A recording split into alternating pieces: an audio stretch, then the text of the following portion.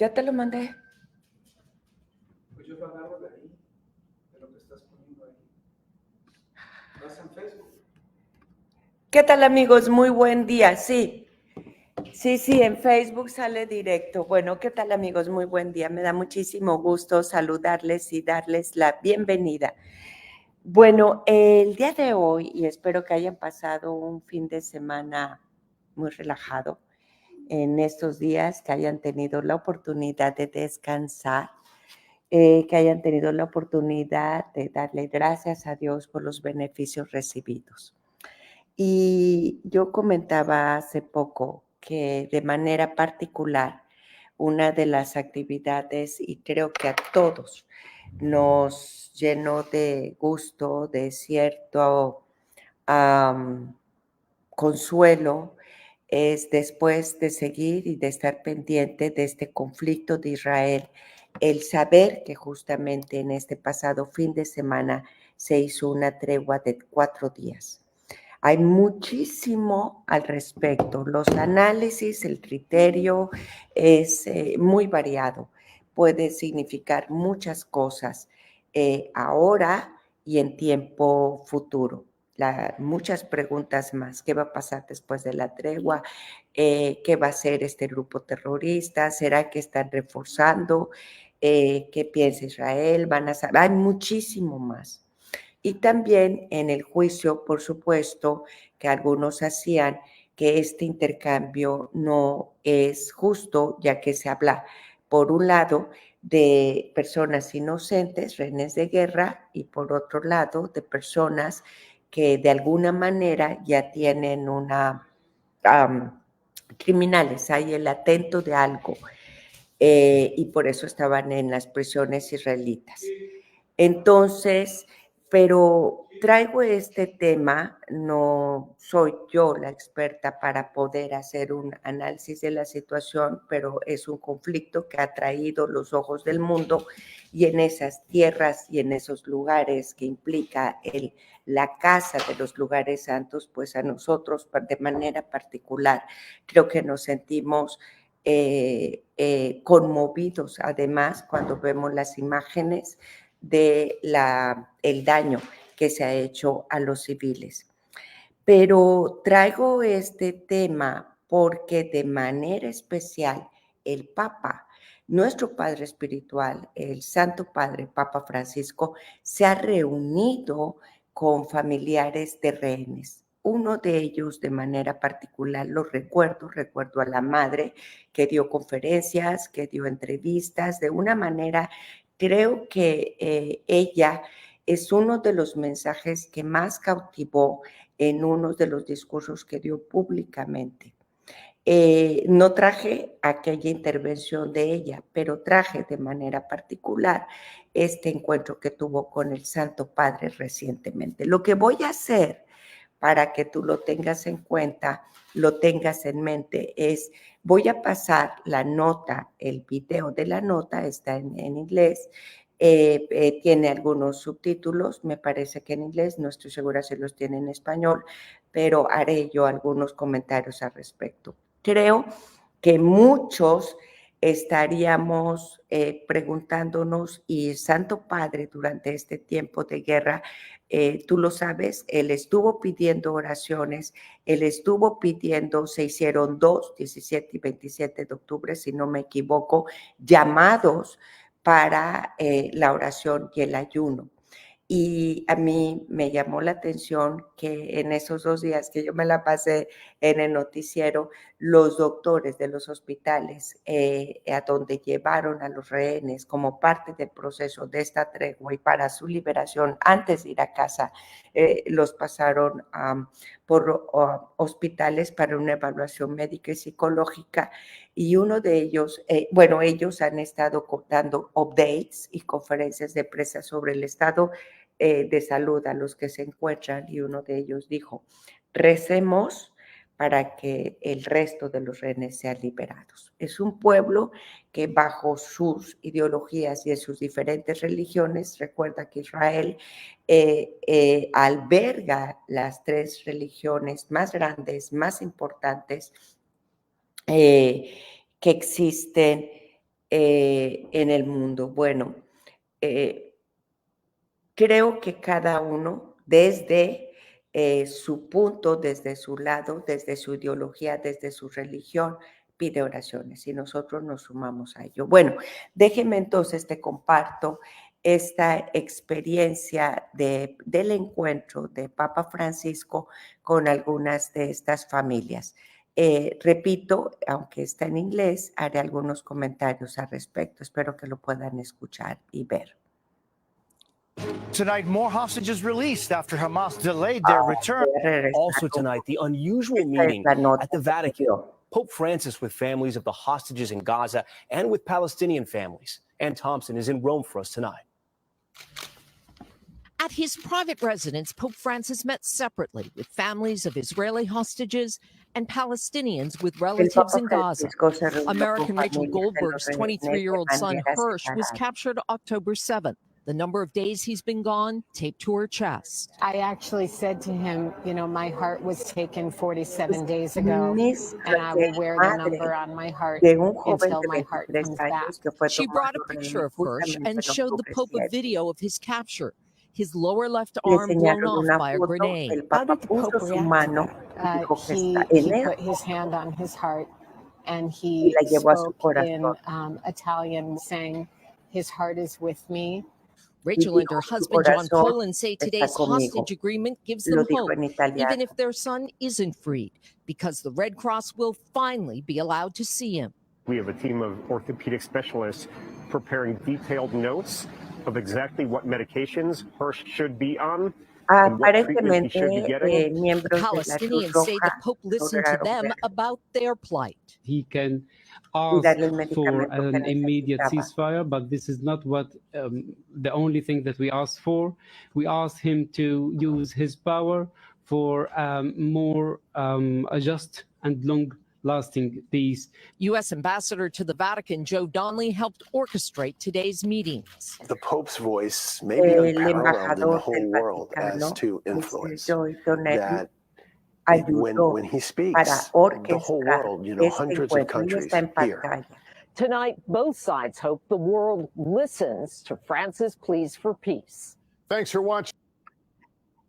Bueno, pues esta es la nota que conmocionó y seguramente estará conmocionando el mundo. Es lo que esperamos y estamos todos de una u otra manera muy al pendiente. Está el 4º día de tregua. Se habla mucho de lo que seguirá, pero creo que lo más importante es lo que a lo mejor este es el mensaje que muchos de nosotros católicos esperábamos ver en pantalla.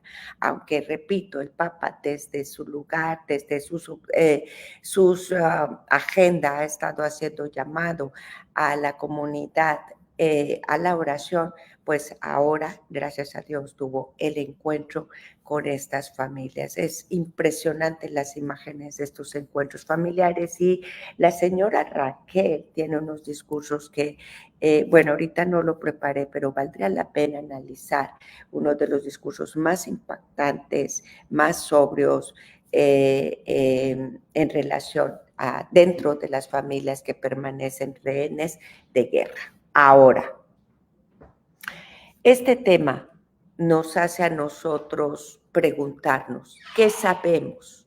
¿Qué dice la Iglesia en estas circunstancias? Este tema de la guerra, de los rehenes, de los secuestros, ¿en dónde está dentro de nuestras enseñanzas católicas? Bueno, este es un rubro que por nosotros vamos a encontrar en lo que llamamos la doctrina social de la Iglesia y que, dicho sea de paso, aunque todos estamos comprometidos a conocer más sobre la doctrina social, creo que muchos de nosotros como católicos nos ha faltado revisar un poquito las enseñanzas de la doctrina social de la Iglesia, que están ahí, están en el Evangelio mismo, pero recopila o pone especial énfasis a algunos puntos que, por supuesto, responden a las necesidades del mundo y de la sociedad. Es por esto que quiero traer algunos aspectos de hecho, yo tengo que decirlo,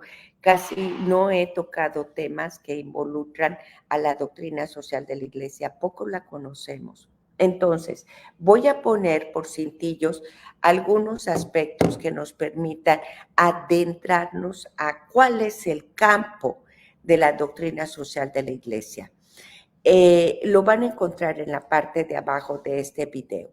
El compendio de la doctrina social de la Iglesia y los documentos pontificios posteriores han identificado y desarrollado 4 principios de la doctrina social de la Iglesia. La doctrina social de la Iglesia tiene 4 principios básicos. Es la dignidad de la persona, el bien común, la subsidiariedad y la solidaridad. Esos son los 4 principios básicos que defiende la doctrina social de la Iglesia.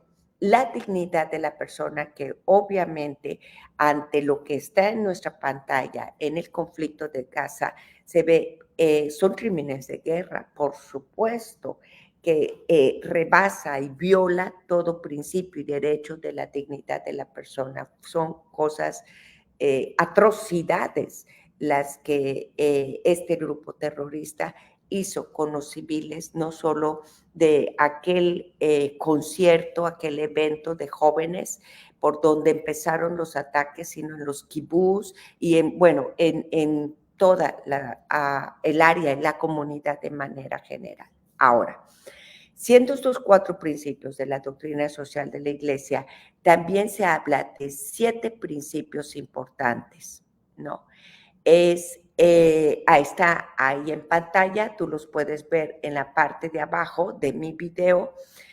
Son los principios: la dignidad de la persona, la primacía del bien común, el destino universal de los bienes de la propiedad privada, el principio de solidaridad, el principio de subsidiariedad, la participación social, la cultura de la vida, calidad de vida y la existencia de la ley moral. Esos son los 7 principios básicos que se engloban en los 4 centrales que yo di anteriormente. Entonces, el último es la ley moral. Ahora, ¿por qué el objetivo o cuáles son los objetivos por los que se crea esta área de la doctrina social? Es, y lo tengo en pantalla, orientar la reflexión de la conducta de las personas y la comunidad a nivel mundial. Esa reflexión de la conducta de las personas y de la comunidad dentro de nuestra sociedad, por supuesto que está basada en los principios del Evangelio. Pero lo que hace la Iglesia como madre y maestra es enfatizar ciertos aspectos que están englobados en el área de doctrina social, que nos permite dar enseñanzas en las que participa el bien común, la conducta humana y también, por supuesto, dentro del ámbito mundial y social. Entonces, estos son los objetivos: orientar la reflexión en la conducta de las personas, de la comunidad humana a nivel mundial, y nos dice, para construir un mundo justo y fraterno, que contribuya a la convivencia pacífica y al desarrollo humano integral. Eso sería el objetivo de la doctrina social: aprender a convivir, aprender a vivir en una comunidad bajo un principio de justicia y de fraternidad que nos permita todos los hombres de todas las razas, en todos los lugares, a tener un desarrollo humano e integral. Entonces, la doctrina social es una parte muy importante de las enseñanzas de nuestra Iglesia, pero como repito o como decía anteriormente, creo que nosotros como católicos poco nos hemos adentrado en ella. Y lo que busca es eso, la fraternidad entre los hombres. Ahora, todos estos objetivos están basados en un objetivo central que es en el corazón de la doctrina social. Está la idea, está en la cintilla, tú puedes tomar nota de ello. En el corazón de la doctrina social está la idea de que Dios está presente en los demás. No solo el principio que está presente en ti, en nuestras vidas, en todos los hombres, sino reconocer que Dios también está presente en los demás y que, bueno, tenemos que respetarnos y respetarlos para crear un ambiente diferente, un ambiente que construye al hombre de manera integral. Ese sería el principio. Y que todos nosotros somos guardianes de nuestros hermanos y de nuestras hermanas. Mucho ojo, todos nosotros somos guardianes de nuestros hermanos y nuestras hermanas. Dentro de las enseñanzas católicas se pone un especial énfasis en nuestras responsabilidades también de ayudar a los más vulnerables. Se hace nuestros vecinos. Obviamente, ¿qué estás oyendo aquí? Estás oyendo justamente uno de los 2 mandamientos que nuestro Señor enseñó como los más importantes, el amor al prójimo. ¿Qué estás oyendo aquí?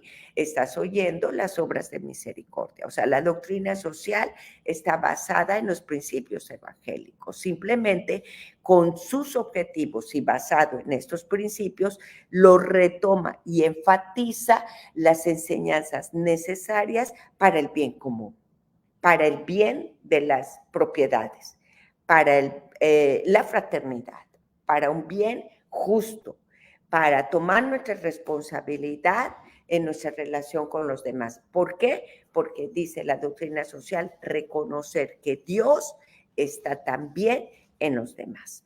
Ahora, estoy dando pizquitas aquí, pizquitas allá.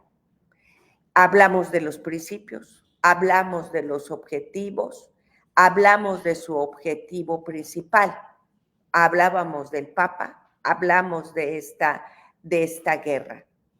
Pero, ¿qué nos dice la doctrina social de situaciones de guerra? Porque cuando hablamos del mundo y un trato justo, un trato fraterno, un trato digno, un trato solidario, una subsidiariedad, un trato, ¿la guerra está dentro de ello? Absolutamente que no, pero lo hay en el mundo. No solo la situación de Gaza, situación de Ucrania. Anoche estaba yo viendo un documental de lo que yo sé muy poco y me llamaba la atención, seguramente tú sabes, Norcorea, el conflicto histórico que ha existido entre Norcorea, ¿verdad? Y la Corea del Norte y la Corea del Sur. ¿Y qué decirte? China, Estados Unidos, pero bueno, no nos vamos tan lejos. Entonces, ¿qué dice la doctrina social de la guerra? ¿Qué nos enseña? Bueno, la guerra y la paz están íntimamente relacionados con esa idea de que tengamos, con la idea que tengamos de la política, ¿no? Pero a la vez, la política está íntimamente vinculado con el concepto que tenemos de hombre y de sociedad. A la realidad política, vista como una lucha, le corresponde un hombre rebelde. A la realidad política, vista como paz y vista como orden, le corresponde a un hombre sociable. La primera visión que hablamos, una política de lucha que viene de un corazón rebelde, es una visión pesimista. Pero la segunda visión que hablamos de una política de orden y de paz es una visión optimista, pero en realidad la tensión entre la lucha y el orden procede del mundo griego, ¿no? A través de 2 de sus pensadores, Heráclito y Parménides. Algo difícil. Entonces, Heráclito pensaba, y su idea era que la guerra es la madre de todas las cosas, mientras que Pirámides pensaba que un mundo, la guerra, o tenía más bien su idea de un mundo en orden permanente. Esas dos visiones es lo que caracteriza el pensamiento político a través de los siglos. Claro, ahorita, cuando vemos el mundo, vemos las noticias, vemos lo que pasa en nuestros países en Centroamérica, en nuestros países pobres, no vemos ninguna política que obedezca a ninguna de estas dos visiones, simplemente vemos a hombres, líderes de grandes sociedades y comunidades seguidos por su avaricia, por su codicia, por su ¿cómo se dice? Por todos los pecados, soberbia, ¿verdad?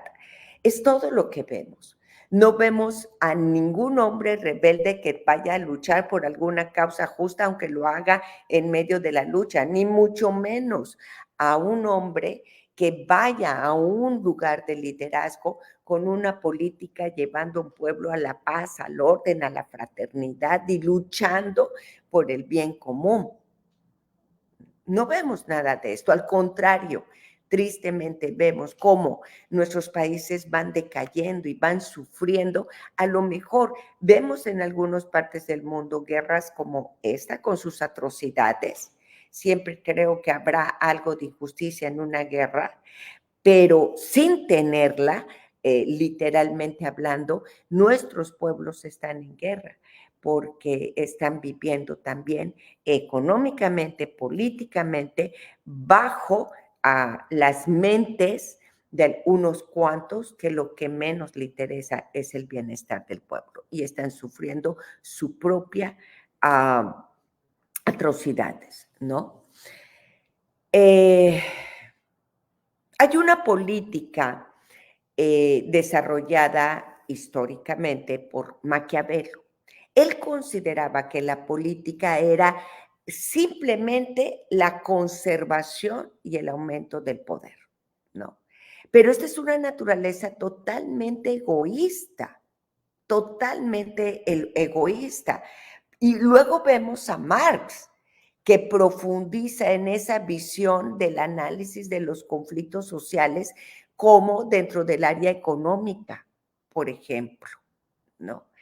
Entonces, la idea de la política como orden y paz en el seno de esa polis, que significa mucho, el único que lo entendía era Aristóteles y fue recuperada después por Santo Tomás a través de esa visión armoniosa y ordenada del mundo en el que el hombre, por su naturaleza corporal, racional y espiritual, es afín a Dios. ¿Te das cuenta? Parece mentira. Dentro de la naturaleza del hombre, en algo que parece tan humano, tiene ese toque, esa visión, esa ideología de algunos de nuestros pensadores que son claves en nuestra formación católica, como Santo Tomás, por ejemplo.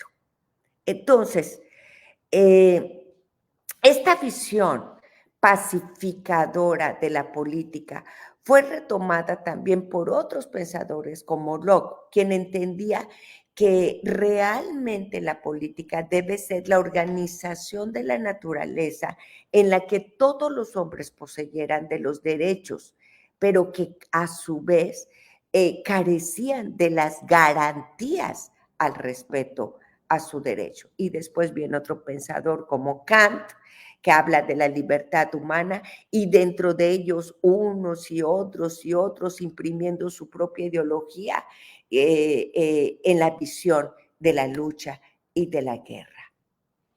Tristemente, cada vez esas guerras, pues la violencia que vemos en ella es considerada dentro de una visión muy antropológica. Es el resultado de un entender de los conflictos sociales y la superación de los mismos. Imagínate ahora entender que para superar los problemas tenemos que hacer uso de la violencia, es lo que tenemos en pantalla todos los días. Y no es el único modo de violencia, no, pero sí es uno de los más constantes a través de los siglos, el que está más relacionado, o al menos más directamente relacionado con el objetivo de la paz, no.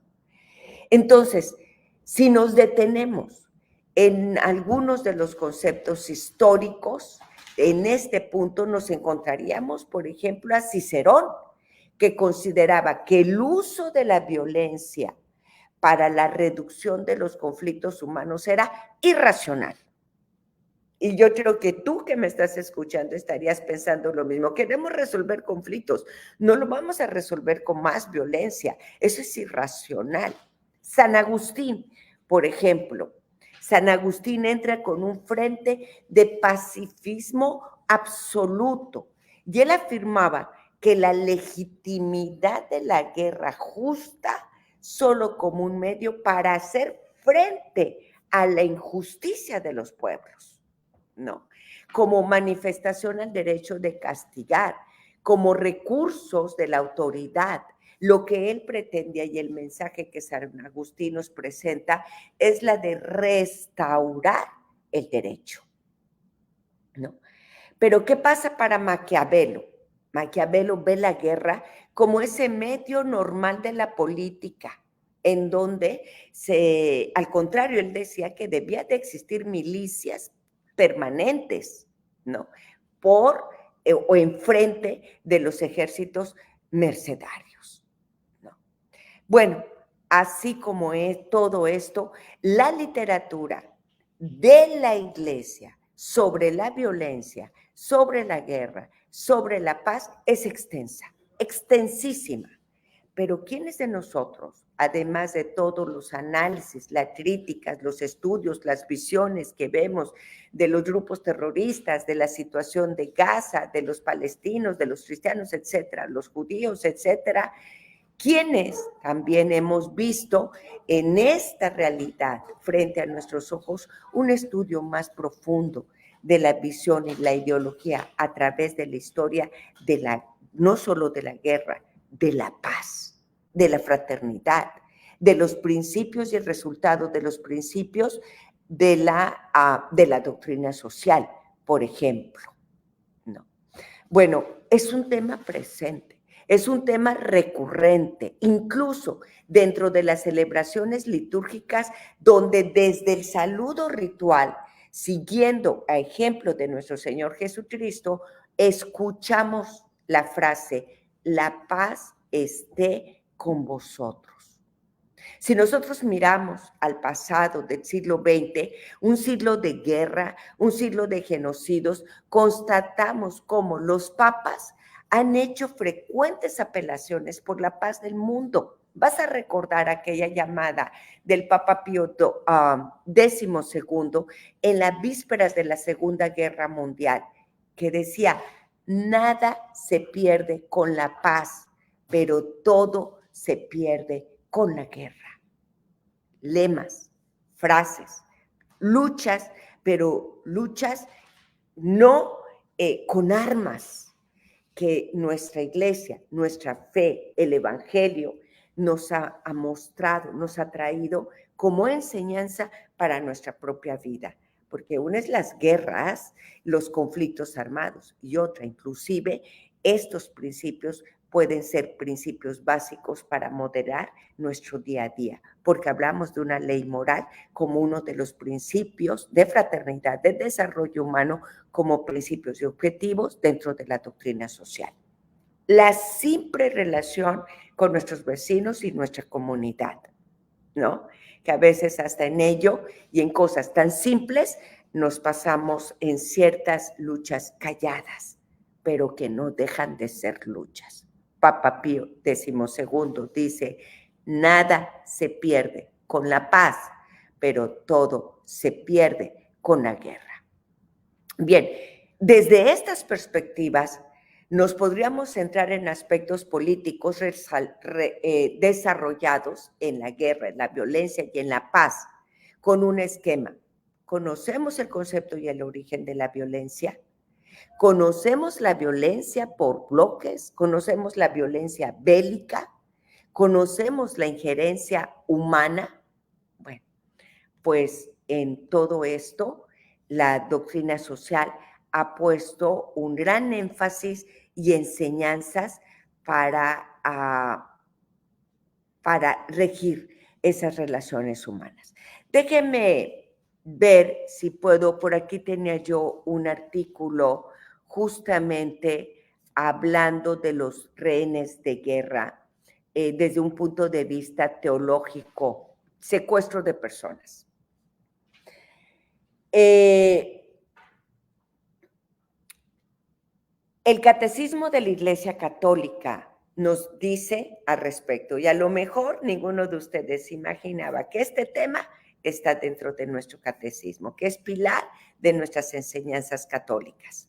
Bueno, en el número 2297, voy a ponerlo en pantalla para que tú lo tengas en cuenta por en caso que tuvieras interés de leer un poco más. Catecismo de la Iglesia Católica, en el número 2297. Nos habla de los secuestros. Está en pantalla el numeral.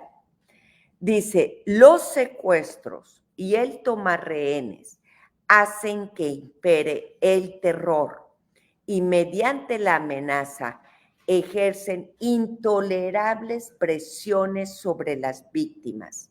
Son moralmente ilegítimos. El terrorismo que amenaza, hiere y mata sin discriminación es gravemente contrario a la justicia y a la caridad. Es ilegal. Es contrario a la virtud de la justicia. Es contrario a la virtud de la caridad. La tortura que usa de violencia física o moral para arrancar confesiones, castigar a los culpables, intimidar a los que se oponen, satisfacer el odio, es contrario al respeto de las personas y de la dignidad humana. Exceptuados los casos de prescripciones médicas de orden estrictamente terapéutico, las amputaciones, mutilaciones, esterilizaciones directamente voluntarias de personas inocentes son contrarias a la ley moral. En otras palabras, en estos tres rubros que hemos leído desde el Catecismo de la Iglesia Católica, es ilegítimo, es inmoral, atenta contra la ley moral, atenta contra la dignidad humana y atenta contra la justicia y la caridad, por todos los aspectos. No.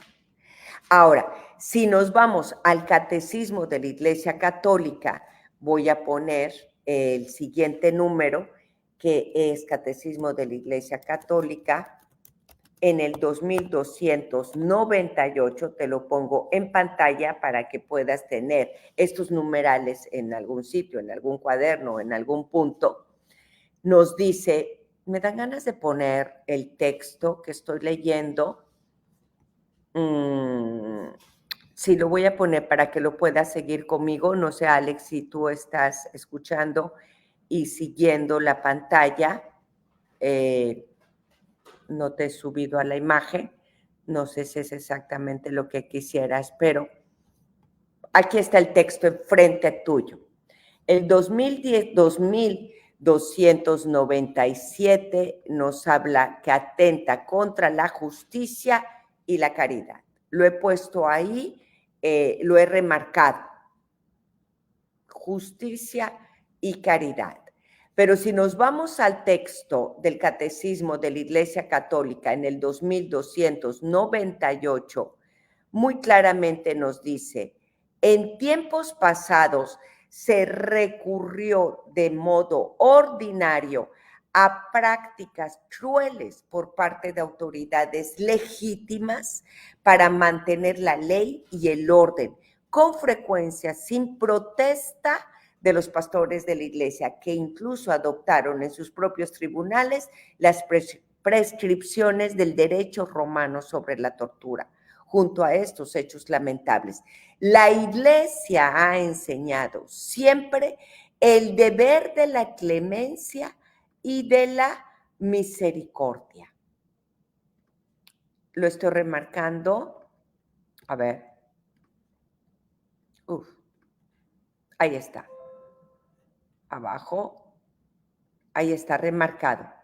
En la clemencia y la misericordia. Y prohibió a los clérigos derramar la sangre. En tiempos recientes se ha hecho evidente que estas prácticas crueles no eran ni necesarias para el orden público, ni conformes a los derechos legítimos de la persona humana. Al contrario, estas prácticas conducen a las peores degradaciones. Es preciso esforzarse por su abolición y orar por las víctimas y sus verdugos. Eso fue lo que vimos. Eso es lo que estamos viendo con la situación de Gaza.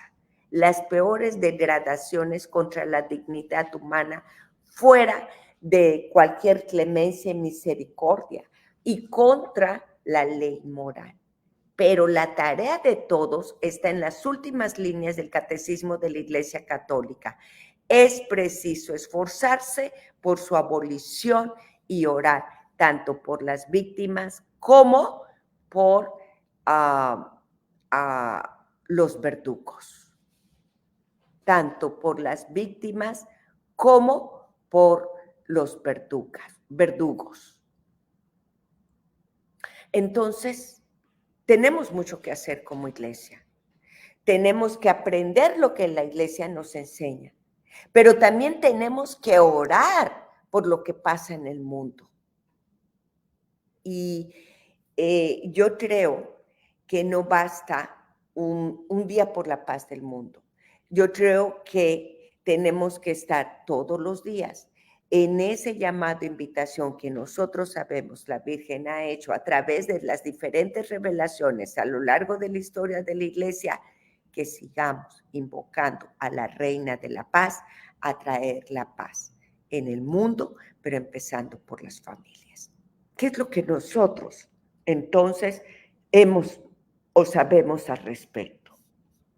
Este tema es un tema de más cercano a nosotros de lo que parece, ¿cierto? Están las noticias, ¿cierto? Estamos ahorita pues imaginándonos ese encuentro de la familia, ¿verdad? De ambos lados, porque por un lado están soltando a palestinos de las prisiones israelíes y por otro lado estamos teniendo a estas víctimas inocentes civiles, rehenes de guerra de una manera injusta, indiscriminada, degradante, etcétera. ¿Qué es lo que nos enseña el mundo? Bueno, pues nos quedamos con esa bonita imagen de la presencia de nuestro Padre, Papa San Juan Pablo II, que se ha reunido justamente con las familias de los rehenes. Estaba yo tratando, incluso, déjenme decirles, ahorita que estamos hablando de la doctrina social, justamente un cardenal recientemente comentaba que el Papa lo que hace es aplicar la doctrina social de la Iglesia.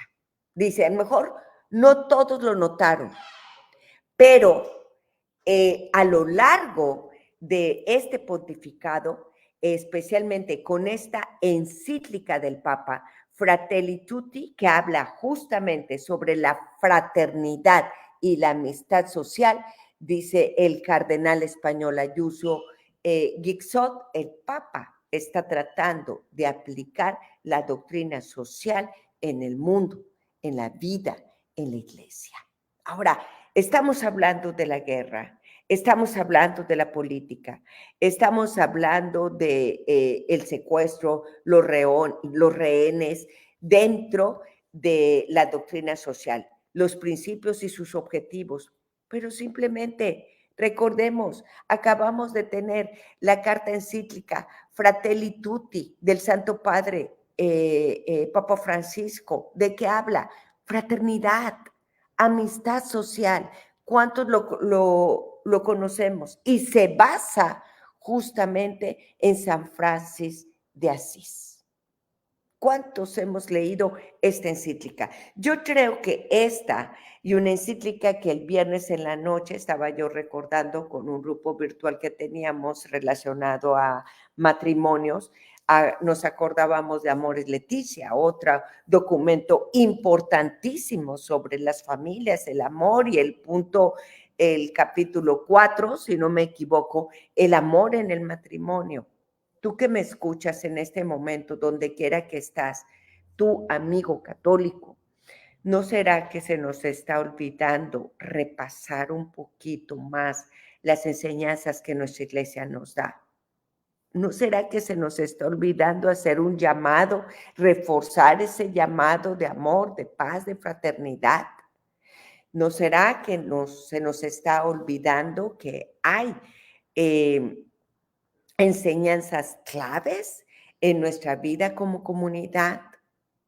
Que todo esto nos ayude a hacer una reflexión en nuestro compromiso y en nuestro reto como cristianos, una reflexión de cara al Evangelio. Déjame retomar algunos puntos de este documento, esta carta encíclica sobre la fraternidad.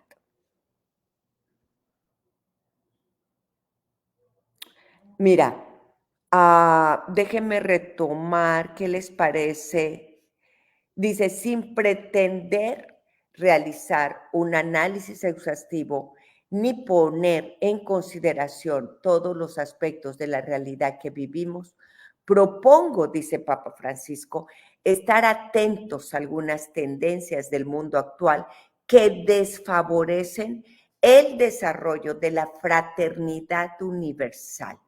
Y el siguiente numeral lo titula Sueños que se rompen a pedazos. Dice, durante décadas parecía que el mundo había aprendido de tantas guerras y fracasos y se dirigía lentamente hacia diversas formas de integración. Por ejemplo, avanzó el sueño de una Europa unida, capaz de reconocer raíces comunes y de alegrarse con la diversidad que la habita. Recordemos, dice Papa, la firme convicción de los padres fundadores de la Unión Europea, los cuales deseaban un futuro basado en la capacidad de trabajar juntos para superar las divisiones, favoreciendo la paz y la comunión entre los pueblos del continente. También tomó fuerza el anhelo de una integración latinoamericana y comenzaron a darse algunos pasos.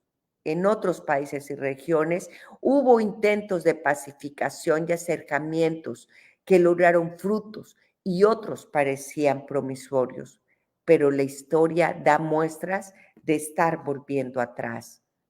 Se encienden conflictos que se consideraban superados, resurgen nacionalismos cerrados, exasperados, resentidos y agresivos.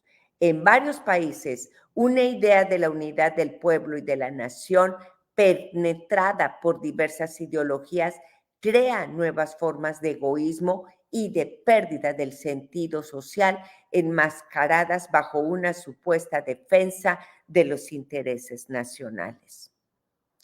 Lo que nos recuerda que cada generación ha de hacer suyas las luchas y los logros de las generaciones pasadas y llevarlas a metas más altas aún. Ese es el camino, el bien, como también el amor, la justicia y la solidaridad.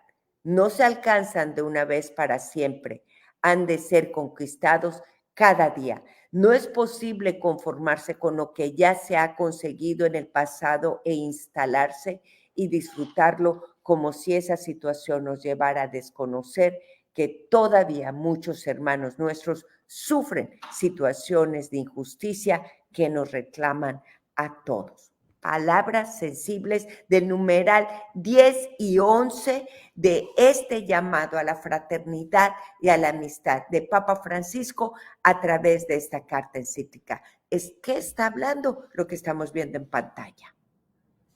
Estamos volviendo al pasado, está volviendo la violencia, la agresión, con la bandera de que se lucha por intereses nacionales, universales, pero estamos caminando hacia atrás, ¿no? Dice, sin dignidad humana en las fronteras, es uno de los puntos que aborda Papa Francisco en esta carta, la agresividad sin pudor, información sin sabiduría, sometimientos y autodesprecios, esperanza, un extraño capítulo, así tituló el Papa el segundo capítulo de esta carta encíclica escrita para hablar de la fraternidad. Yo creo, como un resumen de lo que hemos platicado esta mañana, que al final todo esto nos cuestiona a nosotros. Decía yo hace un momento, ¿será que nos estamos cansando de hablar del amor, de la paz, de luchar por la fraternidad, de vivir valores de justicia, solidaridad y subsidiariedad? En otras palabras, ¿nos estamos cansando del Evangelio? Porque en ese Evangelio nuestro Señor habló muy claro. Y esa claridad dice, ama a Dios, ama a tu prójimo. Y hay quien dice, y ha dicho, y no recuerdo ahorita el nombre, entre más vivamos el Evangelio, más cristianos seamos, más vivamos nuestra jornada espiritual, también seremos más humanos. Entonces, ¿qué nos pasa a nosotros? Estamos perdiendo nuestra naturaleza espiritual. Creo que es una labor de todos. Hoy por hoy nos regocijamos del consuelo que muchas familias están viviendo, con la tristeza de todos los que han perdido y perdido mucho. Hay grandes ejemplos dentro de estas historias. Ayer escuchaba el ejemplo de una rehén que, gracias a Dios, es liberada y que cuando le dijeron que la iban a liberar, dijo, porque a mí mejor la otra persona. Y como dentro de su vida ella había sido maestra de jardines de niños, resulta que dentro del cautiverio, en los túneles, ella ahí tomó la responsabilidad de ayudar a los niños que estaban rehenes. Yo diría, esa era su vocación, esa era su misión, no importa dónde. Pero a lo largo de la historia también tenemos grandes ejemplos como el cardenal Van Thuan, que dentro de ese pozo al que fue por años, estuvo en cautiverio, logró en ese mismo lugar cambiar los corazones de aquellos que lo tenían en cautividad.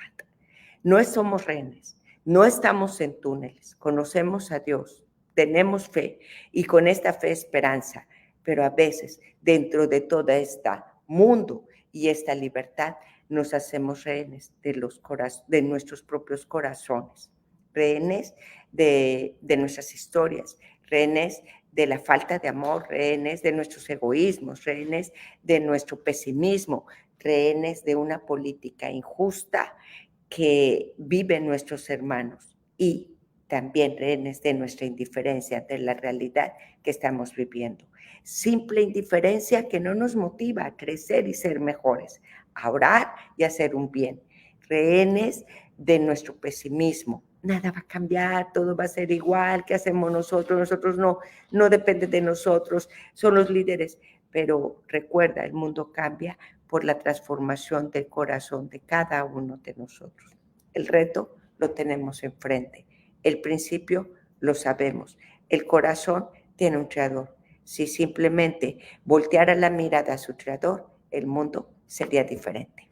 Te dejo un panorama general de algo que estamos viviendo, las enseñanzas de nuestra iglesia, la reflexión, pero además tan histórica como tan actual. Papa Francisco, en estos dos documentos, Amor y Leticia, y este documento sobre la fraternidad, Fratelli Tutti, sigue llamando al pueblo, a nosotros, a ti y a mí, sus hijos, a ser mejor. reconociendo, como la doctrina social nos dice, que Dios está también en el otro y que tenemos un deber, cada uno de nosotros, y una responsabilidad por nuestros hermanos y nuestras hermanas más vulnerables en la sociedad. Te dejo con esto, cuídate y hasta la próxima.